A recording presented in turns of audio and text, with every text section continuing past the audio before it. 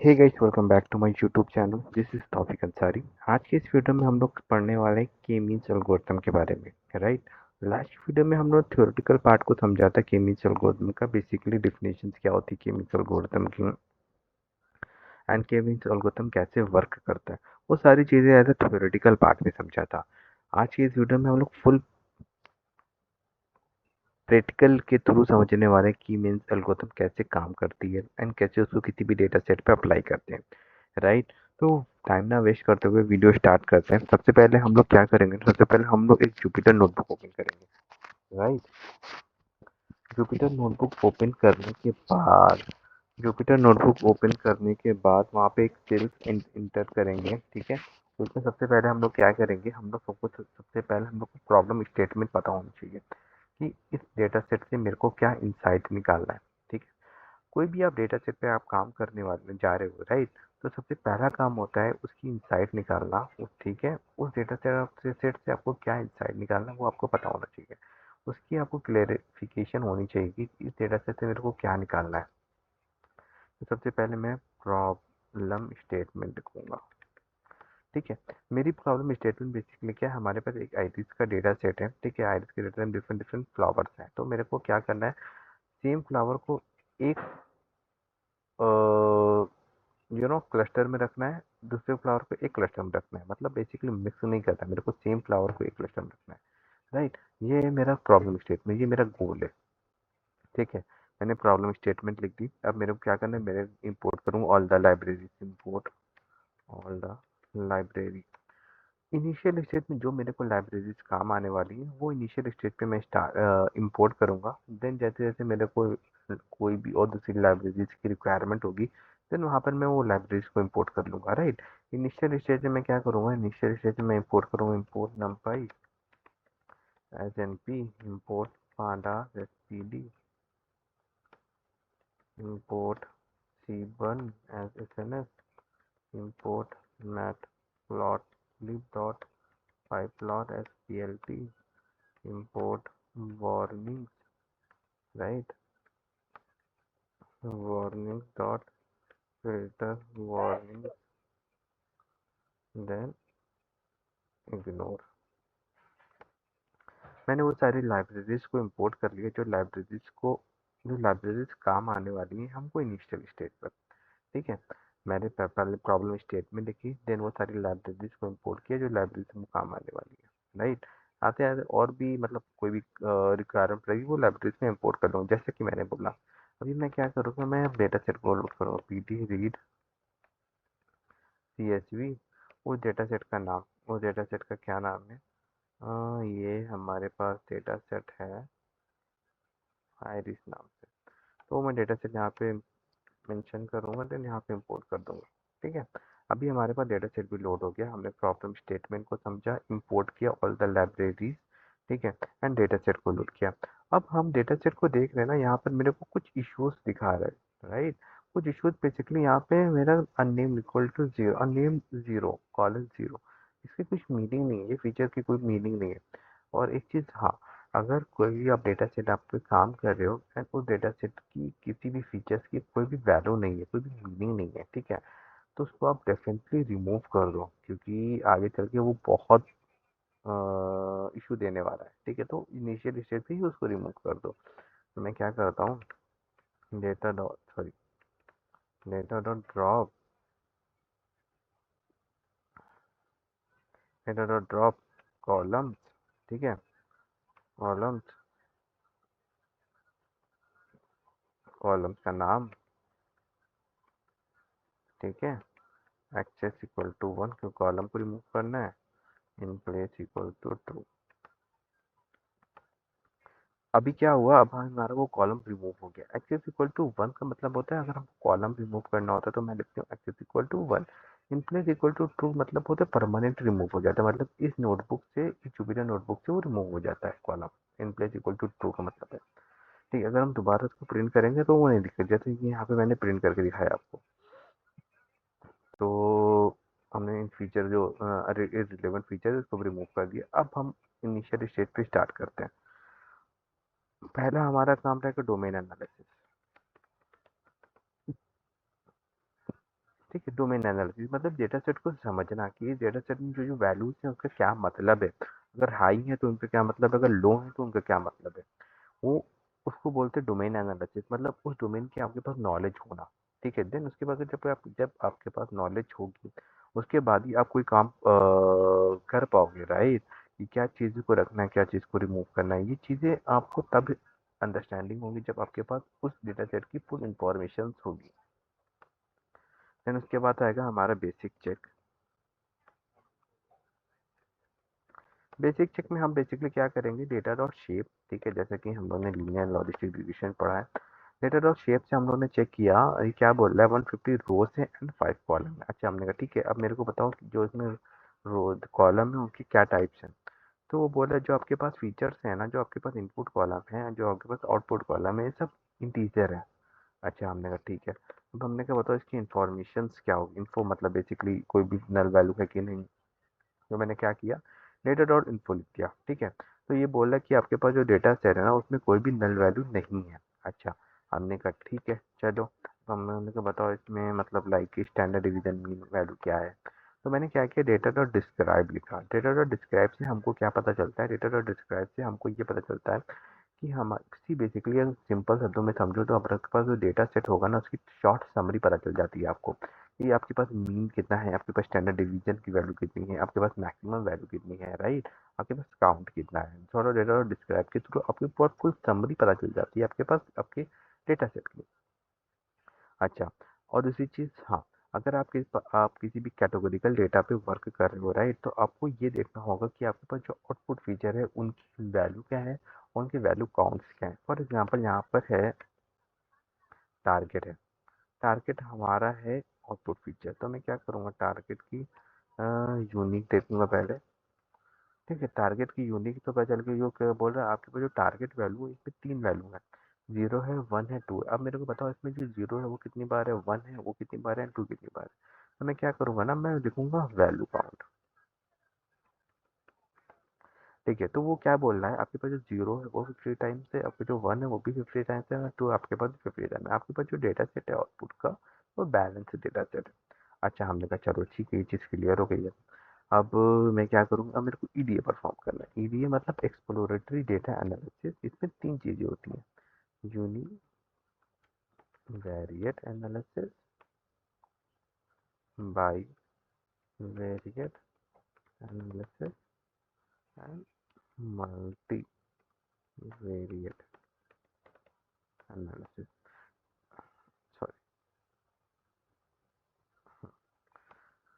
ETA में हमारे पास 3 value होती हैं, 3 पॉइंट मतलब आप कह सकते हो 3 चीज़ें होती हैं, univariate, bivariate and multivariate. EDA का फुल फॉर्म होता है एक्सप्लोरेटरी डेटा एनालिसिस। यूनिवेरिएट, उसके अंदर 3 चीज़ होती है, univariate, bivariate and multivariate. Univariate analysis में क्या चीज़ें होती है ना, यूनिवेरिएट एनालिसिस में आपको क्या सिंगल कॉलम को एनालिसिस करना पड़ता है, राइट। फॉर एग्जांपल आपको यहाँ पे सेपल लेंथ है, सेपल लेवल को आपको एनालिसिस करना पड़ेगा कि इसमें क्या फीचर है, इसका ग्राफ कितना है, इसका डिस्ट्रीब्यूशन कैसा है। मल्टी बाईवेरिएट एनालिसिस में आपको एक इनपुट फीचर लेना पड़ता है और एक आपको आउटपुट फीचर लेना पड़ता है, एंड आपस में आपको देखना पड़ता है इन दोनों का आपस में रिलेशनशिप क्या है। मल्टीवेरिएट एनालिसिस में आपको सारे फीचर को एक साथ एनालिसिस करना पड़ता है। ठीक है। ईडीए का एक काम मैं करता हूँ, ईडीए का जैसे कि मैं लास्ट वीडियो में भी बोला था, ईडीए की एक सेपरेट वीडियो बनाऊंगा जिसमें मैं आपको डिटेल में एक्सप्लेन करूंगा कि ईडीए को कैसे काम करते हैं एंड ईडीए को कैसे परफॉर्म करते हैं। ठीक है, अगर आपके पास न्यूमेरिकल वैल्यू हो तो आपको कैसे चेक करोगे, अगर आपके पास कैटेगोरिकल वैल्यू तो कैसे चेक करोगे। उसके लिए आप डोंट वरी, मैं उसके लिए एक डिफरेंट वीडियो बना दूंगा ईडीए के लिए, जल्दी वीडियो को अपलोड कर दूंगा। ठीक है, जिससे थोड़ी आपको क्लैरिफिकेशन आएगी कि ईडीए को कैसे परफॉर्म करते हैं। ठीक है, तो अपने ईडीए भी पढ़ लिया, अब बात आती है प्री प्रोसेसिंग। प्री प्रोसेसिंग, ठीक है। प्री प्रोसेसिंग की बात आती है। प्री प्रोसेसिंग में बेसिकली मेरा सिंपल था, प्री प्रोसेसिंग में क्या चीज़ हो रही है, सिंपल शब्दों में आप समझो, प्री प्रोसेसिंग के अंदर आप डेटा को क्लीन करते हो। ठीक है, आपके पास जो डेटा है उसको क्लीन करते हो। अगर कोई भी चीज़ें रहेंगी, जैसे मैंने स्टार्टिंग में किया था, एक कॉलम को रिमूव किया था, ठीक है, नेम इक्वल टू 0, वो बेसिकली पार्ट है प्री प्रोसेसिंग का, लेकिन मैंने उसको इनिशियल स्टेज पे ही रिमूव कर दिया। ठीक है, प्री प्रोसेसिंग में आप अनवांटेड चीज़ें को रिमूव करते हो। ठीक है, एंड जो आपकी वैल्यू हो उसको एक तरह की स्मूथ, बेसिकली आप ईडी प्री प्रोसेसिंग में आप वो काम करते हो कि इसके बाद मॉडल्स बना, मतलब इसके बाद कोई इशू ही ना हो डेटा सेट में, जैसे आप मॉडल्स बना दो। ठीक है, तो सबसे पहले मैं क्या करूँगा, सबसे पहले मैं चेक करूँगा इज नल, हमारे पास कोई नल वैल्यू तो नहीं है कि, राइट, जो हम लोग पहले भी चेक कर किया था। Data dot is null dot sum से मैंने चेक किया हमारे जो डेटा सेट है, डेटा जिसमें मैंने डेटा के वेरिएबल में स्टोर किया उसमें कोई नल वैल्यू तो नहीं है। तो उसने क्या बोला, नहीं आपके पास जो डेटा सेट उसमें कोई भी नल वैल्यू नहीं है। अच्छा, हमने कहा चलो ठीक है, कोई नल वैल्यू नहीं। अब डुप्लीकेट है कि नहीं, डुप्लीकेटेड डॉट सम। ठीक है, तो ये क्या बोल रहा है कि आपके पास जो डेटा सेट है ना उसमें डुप्लीकेट वैल्यू है, नल वैल्यू तो नहीं है लेकिन डुप्लीकेट वैल्यू है। और कितनी है आपके पास, 3 डुप्लीकेट वैल्यू, मतलब 150 रोज है उसमें 3 वैल्यू डुप्लीकेट है। अच्छा, हम लोग चलो रिमूव कर देते हैं उसको यार, data dot drop and data dot drop duplicate.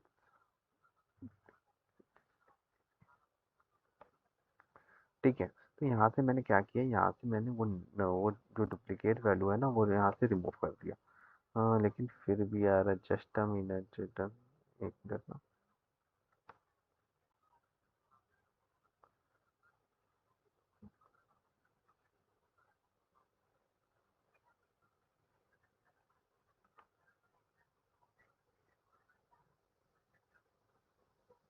ठीक है, यहाँ से मैंने क्या किया ना, डेटा डॉट ड्रॉप डुप्लीकेट से मैंने डेटा की जो वैल्यू है ना वो यहाँ से मैंने रिमूव कर दिया। ठीक है, यहाँ से मैंने रिमूव कर दिया, मतलब अब डुप्लीकेट वैल्यू रिमूव हो गई। ठीक है, मैंने क्या चेक किया, नल वैल्यू चेक कर लिया, डुप्लीकेट भी चेक कर लिया। अब हमको क्या चेक करना है, अब हमको ये चेकना है कि हमारे पास जो इनपुट फीचर है उसमें कोई भी आउटलायर तो नहीं है।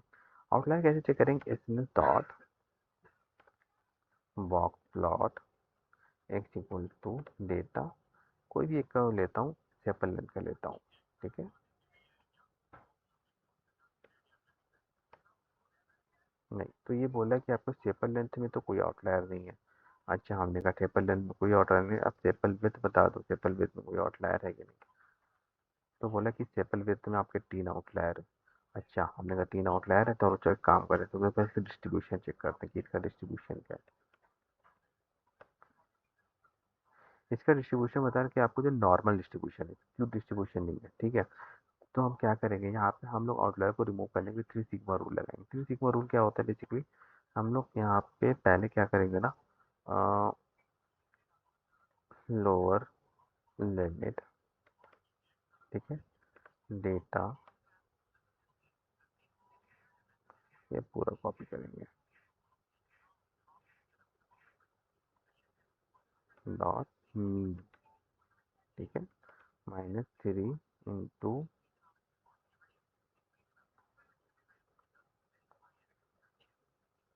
Standard deviation. ठीक है, यहाँ से मेरे को लोअर लिमिट आ गई, पर लिमिट, यहाँ से मेरे को अपर लिमिट आ गई।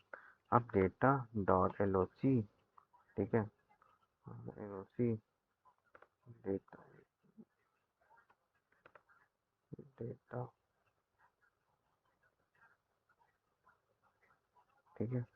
अब मैं क्या करूँगा, पहले मैं लोअर लिमिट चेक करूँगा।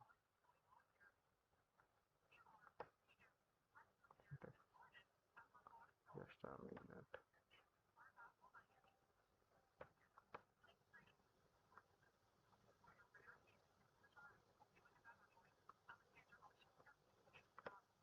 हाँ, तो ये क्या बोल,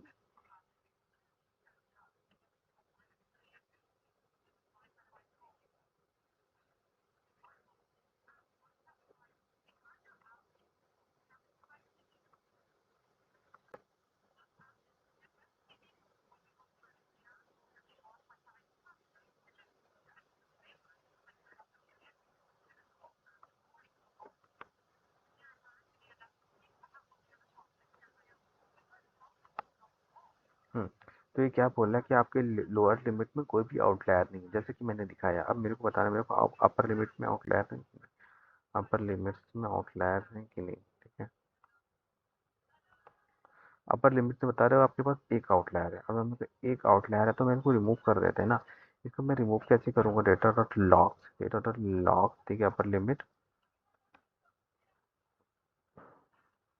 सेपल विथ में, राइट, सेपल,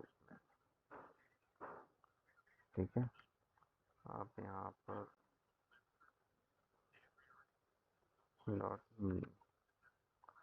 अब यहाँ से मैंने आउटलायर को रिमूव कर दिया। ठीक है, आउटलायर मैंने कैसे रिमूव किया? आउटलायर मैंने थ्री सिग्मा रूल से आउटलायर आउटलायर को रिमूव किया। आउटलायर थ्री सिग्मा रूल क्यों अप्लाई किया? कि हमारे पास डेटा सेट वो नॉर्मल डिस्ट्रीब्यूशन है। तो यहाँ तक की जो चीज़ें हो गई, ठीक है, अब यहाँ तक की जो चीज़ें होगी, अभी हम लोग अगर आप डेटा देखोगे ना, ठीक है, यहाँ तक की चीज़ें हो गई, लेकिन यहाँ पे एक इशू है। ठीक है, पेपर लेंथ में देखो, पेपर लेंथ में आपकी वैल्यू है जो थोड़ी बड़ी बड़ी value, 5.1, 4.9, 4.7, something like that. And वही अगर पेटल विड्थ में देखोगे 0.2, 1.9, 2.0, इस टाइप की वैल्यू। तो कुछ थोड़ा बहुत वेरिएशन है। तो मैं क्या करूँगा ना, मैं थोड़ा एक रेंज में लाऊंगा। लास्ट टाइम हम लोग ने डिस्कस किया था स्केलिंग टेक्निक का। लेकिन यहाँ पे मैंने कौन टेक्निक अप्लाई करूँगा? From scaler dot pre processing import standard scaler.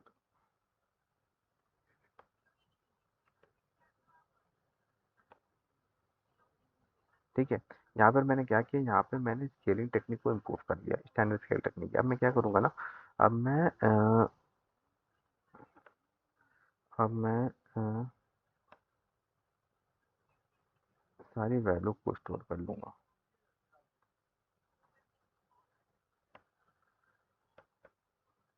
ठीक है, जस्ट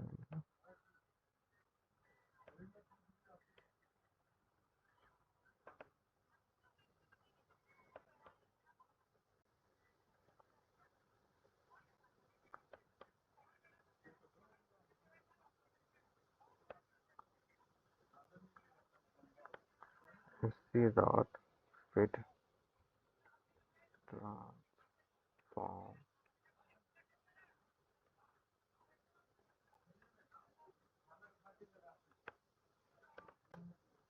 ठीक है, तो मैंने यहाँ पे क्या किया, यहाँ पे मैंने एक प्री प्रोसेसिंग टेक्निक को अप्लाई किया, स्केलिंग टेक्निक को अप्लाई किया, स्टैंडर्ड स्केलर।